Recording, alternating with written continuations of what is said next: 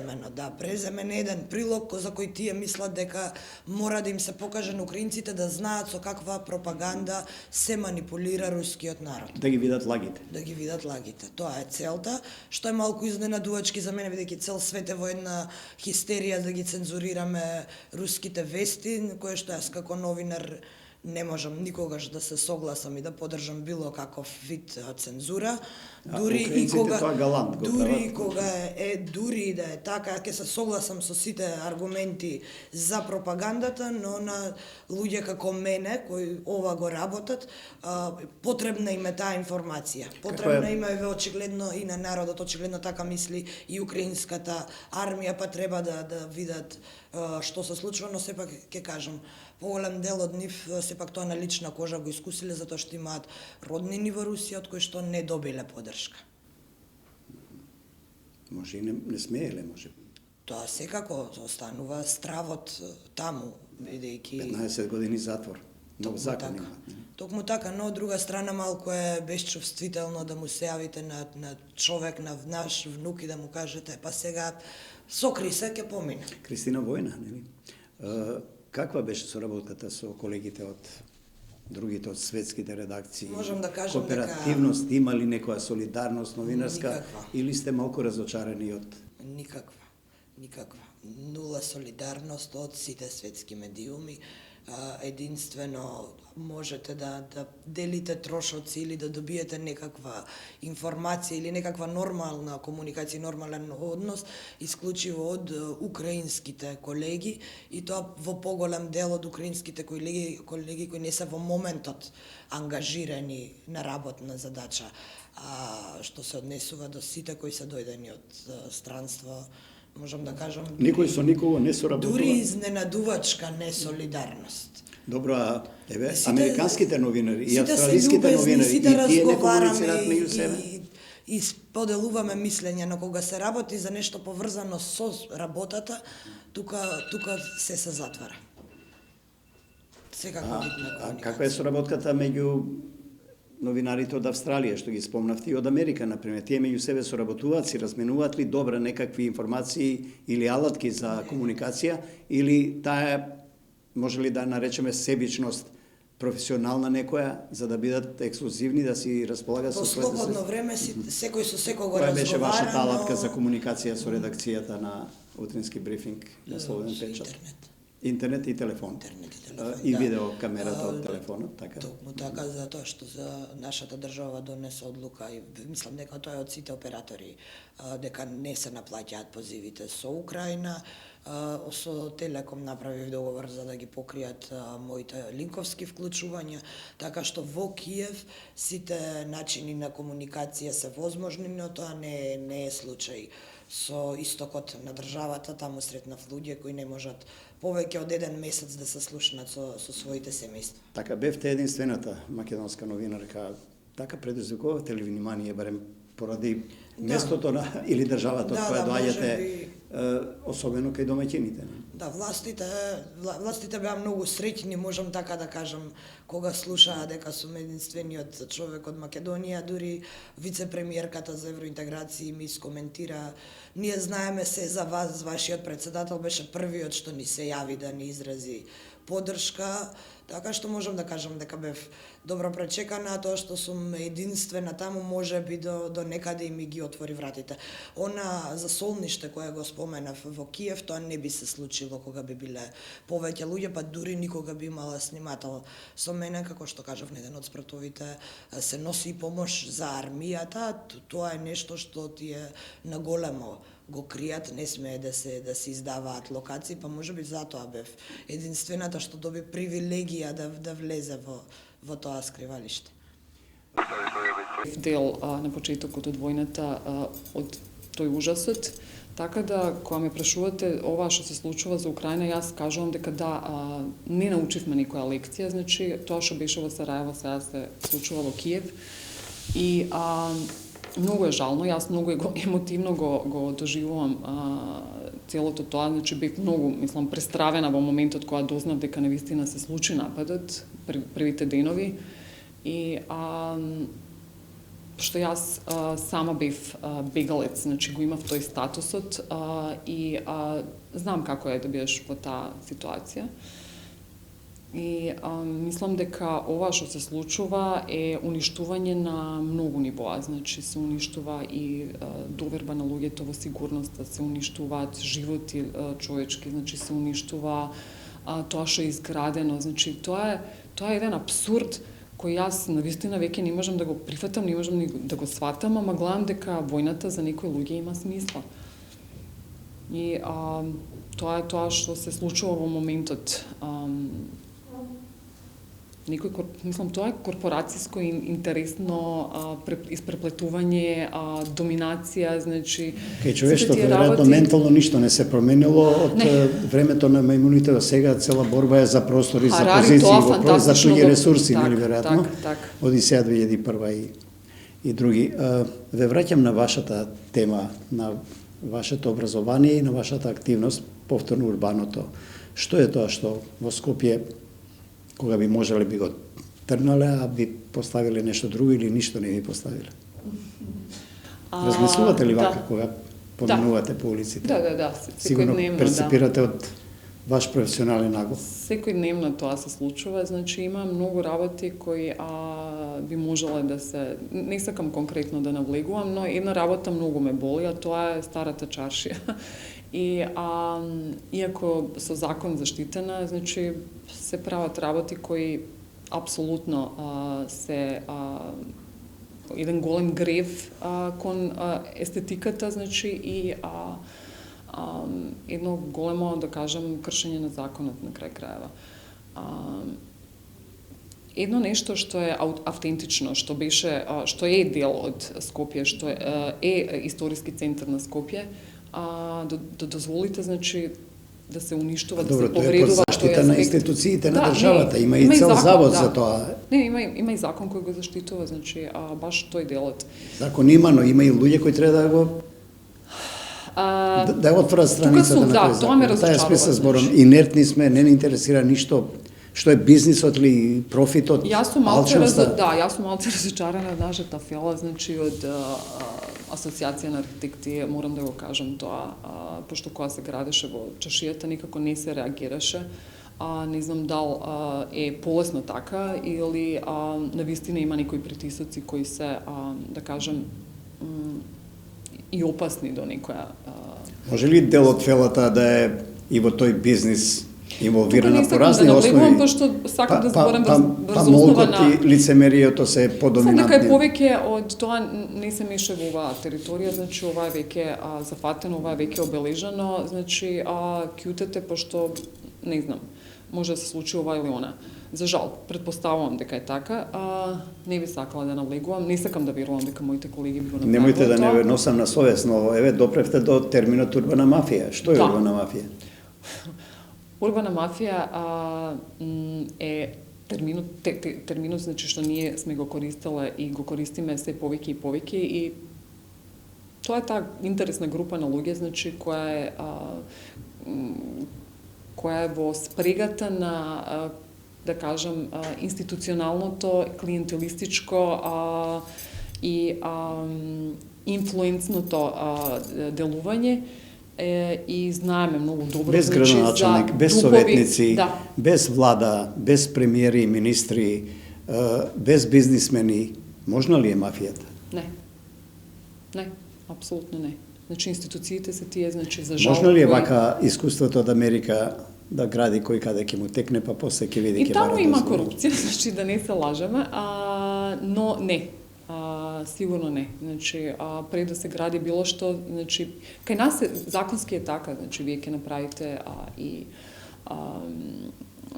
сите елаборати што се потребни, значи, влијање на животна средина. Добро, излегува законите се само покритие за криминалот, за мафијата. Па, за жал, да. Значи, да, има и во Америка, има случаеви каде што вие имате, таму е на многу повисоко ниво, значи се работи за корпорации, да не кажам нешто што ние не го знаеме, јавна тајна е тоа, но кај нас се работи на многу пониско ниво и се прават тие лобирање, односно притисоци од клиентелистички, да кажам, односи и се доведуваме во ситуација ние да се бориме сега против нешто што веќе е направено, да кажам, нелегално, значи спротивно од законот, и нас тоа ни троши енергија како активисти, односно како, да кажам, независни, да ги коригираме. Навистина е нонсенс.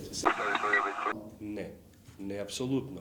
Значи, иманентно за десницата е етничкиот и трибален и расистички момент. Значи, тоа е секогаш. Тоа не само што го има во теоријата на книгите, туку тоа го има и во праксата. Се знае на кого. А додека левица во оваа, не зборам јас сега за левици, има крајни левици, има крајни десници, зборам сега за оваа што е некоја на демократски и либерални позиции, не и либерални Орбанови. Вие гледате дека во политиката истото на исто секогаш се прилепува. Така беше Мицкоски со Орбан пред извесен период. Значи, десницата секогаш си оди кај своите. А овие што се лево-либерални... Кога има избори, кога имаат конгреси, нормално се дружат лидерите на десните партии, тоа се... Така е, но знаете како, ако вие одите до Орбан, тоа не е неважен човек на таа некоја десна позиција, радикални, националистички и олигархиски. Да, него Европа и десните на некој начин му забележуваат за многу работи. Значи, тамо функционира една фингирана демократија. Тамо се знае дека избори има, парламентаризам функционира, но една партија Фидес победува. Како победува? Така што последното што го читав од важни новинари кои велат дека сите изборни единици ги ставил во една. За да не мора да му се цепка телото, него се е во една единица која ќе гласа за Фидес. Кумулативно. Што прогнозирате? Ќе има ли избори? Парламентот е, речиси, блокиран, комисиите не работат, не може да се истурка ниту една реформа. Тоа не води никаде освен, нели, патот е нови избори. Да. Немој да ми замериш, приметувам Ова се ваши минути. Да.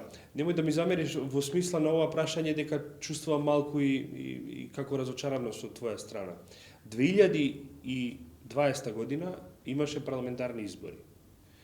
И граѓаните на оваа земја се одлучија кој ќе го има мнозинството во собранието. Мнозинството во собрание, ако не се лажаме, 64 или 65 пратеници. 4. 5 нека е, не е важно. И ако некој ви поднесе 4000 амандмана, ќе се јади, не значи ништо ни тоа мнозинство.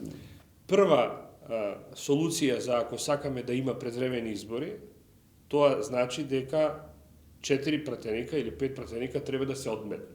Тоа е првата предпоставка како ќе стигнеме до некоја... Тоа ќе биде пак некое лидерство без избори, нели тоа не поминува. Втора работа за ако сакате да јас сега зборувам, ако сакате да предизвикате предвремени парламентарни избори, е од улица да ја почирате владата. Тоа е втората солуција која не е изводлива. Почнува тоа? Не. Се насетува? Не. Ако на вистина ја посакуваме парламентарната демократија, таа парламентарна демократија има своји рокови, свој правила. Веројатно не ми го разбравте добро прашањето. Ќе промени ли нешто новите избори во смисла некоја нова коалиција, макар и истата политичка опција да доминира, нели, да ја предводи владата? Но можно ли е власт и опозиција да се најдат на заедничка маса на еден реформски курс, барем за неколку клучни реформски прашања во државата? Може би како можност за некои нови коалиции, во таа смисла зборувам. Се е известно во таа смисла. Значи, се е известно, може да се случи, а и не мора да значи. Како? Од друга страна, кој би правил реформи? Да не ги знаеме актерите предходно, еве да кажеме дека владата е ваква и таква, и да не ги знаеме актерите кои пледираат да одат. Значи, прашањето, Јовановиќ, ми е дали е можна некаква голема постизборна коалиција, например, власт без опозиција, сите партии во влада, сите партии на власт во парламентот. Ама нема потреба, пошто дополнително во ова кризно време, дополнително граѓаните ги ставате повторно на бришан простор. Но не функционира реформски парламентот. Не функционира реформски, бидејќи цело време се јавуваат некакви пожари кои вие мора да ги гасите. Значи, функционираат. да немаше толкави блокади, ќе функционираа и уште подобро институциите. Јас во тоа верувам. На секој добар пакет. Блокадите и на од каде доаѓаат? Од опозицијата. Од опозицијата. Прашањето ми е дали евентуално предвремени нови избори. Ама нема како да дојдат. Значи невозможно е да дојдат нови предвремени парламентарни избори. Може, ако власта ги дозволи. Значи ако ги исчитуваме добро пораките, ќе видиме дека власта си го бара својот мандат до 2024 година. Отчетност. Тоа е наш убав македонски збор кој што кажува што сум сработил јас, што сум требало да сработам, што е моја задача и дали сум го сработил тоа. Значи од аспект на работно место од аспект до министерство и до влада. Значи ја имам своја програма, своја стратегија во следните 10 години што треба да направам, имам приоритети на кои што ќе се фокусирам и имам јасно дефинирани резултати. Од точка А до точка Б, процент на зголемување на животен стандард. Сакам да го направам од тогаш од толку и толку. Во образованието сакам да постигнем тоа, во здравството сакам да постигнем тоа. Значи отчетноста дали сум го постигнал тоа или не сум го постигнал. Значи кај нас вообичаено е да чуете кога дава отчет, ние сме лидери во регионот, цврсто стоиме на земја, многу сме подобри него другите. Еве во следниот период ќе направиме ова. А било која камера телевизијска да излезе на улица и да ги праша граѓаните, те изразуваат висок степен на незадоволство. Така е. Од терминот или аксиомата сервис на граѓаните. Така е. Значи потребни ни се јасни мерки и постои, нели, се кажува, ако нешто не можеш да измериш, тогаш не можеш ни да го контролираш и не можеш да го управуваш. Така да, секоја институција треба да се има своји јасни цели, мерливи цели, поставени, и да има некој независен кој што навистина ќе потврди дали е тоа остварено или не е остварено. За нешто теоретски, но во форма на пракса. Владко Данилов, кога вие би биле раководител во некој оделение, не знам, во некоја јавна служба или во општинско некое оделение, како би ја конституирале администрацијата, како би ја поставиле таа да функционира, навистина да биде сервис на граѓаните? Значи прво треба да се види за која е причината за постоењето, значи кои се тие услуги кои што треба да ги дава таа општина или таа институција или тој сектор, да се утврди процесот на работење, стандард мора да постои во работата. Значи како оди процесот, процедурата, колку време е потребно за одредена временска операција за да можам да видам таа услуга, колку капацитет одзема од еден вработен. Значи потоа да видам колкав е обемот на работата и соодветно на тоа да вработам соодветен број на квалификувани луѓе кои што ќе можат да функционираат. Една од најважните функции на менаџерот е контролата. Значи јас треба да испланирам, да ги организирам луѓето. Контролата претпоставам и на обемот и на квалитетот и на дисциплината. Апсолутно, обемот и квалитетот на работата што е направено и да реагирам. Значи затоа постои менаџерот. Менаџерот не е да се слика, него да кога имате настапи, предавања, контакт со административните работници, на што главно тие ви се жалат за условите на нивната работа? Па прво ги прашуваме на што ви се жалат најмногу? Какви се, дали имате процедури за работа, дали знаете кога ќе дојдете денеска на работа, што ви е работа, колку треба да сработите, што ви е работа. Па некои можеби имаат нешто, но вика зависи тоа шефот што ќе каже. Имаме дневна наредба и тоа е тоа како ќе се работи. На едно место велите кога имаме некаква болест, ако не ја кажеме на лекарите, може да умреве од таа болест. Што сака да кажете со тоа? Да, тоа е во делот на евалуацијата, баш се однесува, значи имаме план, имаме стратегија, имаме врз база на долгорочна стратегија, правиме годишна програма, таму сме зацртале цели и резултати кои сакаме да ги постигнеме, но не контролираме, не знаеме дали сме ги оствариле или не сме ги оствариле, кои се причините што придонеле за ова или не. Не контролираме или ги криеме од самите себе и од тие кои го ценат па нашиот успех, веројатно. Ако немам што да се пофалам, веројатно ќе се окријам, али ако имам нешто да кажам, онда сите звона ќе задзвонам, нели да. И значи криењето фактички представува како да идете на доктор, сега болен сум, ама не ти кажувам што ми е. Погоди ти, па се, ако можеш да видиш. Значи, треба да се откријат кои се недостатоците, да се види дали е постигнато или не е постигнато она што е кажано, кои се причините и да се направи корективна мерка. Значи, можеме да го излечиме, ама ние ако молчиме, значи тогаш тоа ќе си се прогресира. Јас мислам дека има шанси и би ги окарактеризирал, ако сакате, вака во 50-50.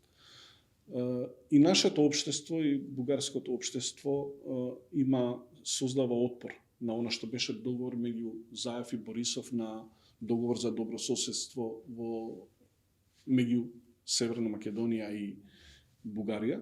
Дури тој договор беше подпишан пред Преспанскиот договор. И за жал и во Бугарија уште повеќе се покажува една доза на отпор на рушење на еден зид помеѓу Македонија и Бугарија. Она што јас го знам и од изјавите и од кулуарите е дека премиерот на Бугарија има сериозна амбиција да го придвижи процесот. Заедно секако се гледа политичката волја и од наша Петков ја страна. покажа таа амбиција и со формирањето, од како дојде, со формирањето комисии за да покаже и на двете земји, и на двете општества, на двата народа, но и на Брисел и на Вашингтон, да им покаже дека е кооперативен. И нели и тој е сега разочаран од порите што Па имаше интересна изјава. Неговата последна изјава е без согласност на сите политички субјекти, вклучително и на опозицијата, не можеме да ја кренеме рампата за Македонија. Пред таа изјава имаше уште една друга интересна изјава, дека проруските политичари се обидуваат да го нарушат. Дали се и тие под некаква стега таму? Апсолутно, И нивното дека општество тоа тешко дека тоа влијание ќе се отрне за да може Македонија па да продолжи по европскиот пат. апсолутно. Како што сме ние тука, Кому тие се одговара нестабилен Балкан и неинтегрирана Македонија? на Русија. Значи на Русија за ова истото што го зборевме во Украина. Тие сакаат да направат проблем во дворот на демократска Европа.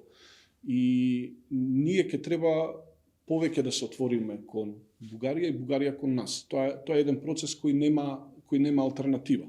Еве сега да тргнеме Бугарија за еден момент на страна. Сите премиери од независноста до сега зборуваат за изградба на пругата кон Бугарија. Таа касни со децени. Ги слушам тие тези за коридорот 8 и така натаму, но сакам да прашам, да, тоа е недозволиво, нели, на соседни држави. Но и од бугарска страна немало некој наплив на иницијативи тоа да се случи. И второ, може би економската логика не се форсирал затоа што и неисплатливо. Таква била после тој зид. Идејата за пругата е напротив од ова со економската логика. Но само ова, кога не би требало пругата да е проблем, бидејќи и во собранието и во декларацијата и така натаму ништо не се спомнува пругата и коридорот 8 или автопатот и така натаму. Се спомнува историја, се спомнува идентитет, се спомнува јазик. Во таа смисла прашувам дали е можно. Патот ќе се направи или нема да се направи, нели? Пробувам да зборам за начинот на кој или менталитетот низ кој се гледаат односите меѓу Македонија и Бугарија, и токму со овие темите со кои се бавиме наместо со економија и со развој, се занимаваме со минато историја. Овие почници кои дел од политичарите ги вметнуваат во односите меѓу Македонија и Бугарија и односите помеѓу општествата, затоа што ние не смееме само да се сведеме на односи помеѓу политичарите. Напротив, ние треба и културната соработка да ја развиеме. Ние ќе мораме економската соработка да ја развиеме. Идејата за пругата доаѓа баш од потребата економска. И тука е губитник и Бугарија и ние сме губитници. Втора работа, медиумското присуство и наше таму и нивното тука. Ние тука имаме канали од сите, бугарските канали се сведуваат само на шундот од турбофолкот. Добро, има сега националната телевизија со својот четврти канал, се пренесува тука, а во Софија никако се уште да пробие македонската национална телевизија. Про-демократските политичари и во Република Северна Македонија и во Бугарија да се разбираат повеќе помеѓу себе и да си помогнат едни на други за да ги откорнат кочниците внатре во општеството, цените ли дека кои тој- рековме дека се тој- под руското влијание. Цените ли дека тој процес се отпочнат сепак и во бугарското општество, дека Да. попушта тие Да, стени на да, влијание? апсолутно да. Политиката за жал е таква на Балканот. Она што јас мислам дека во моментов е проблем натре кај Петков, тој е оценуван од партиите повеќе за лукративни причини отколку идеолошки. Sisältö alue on jäsentästä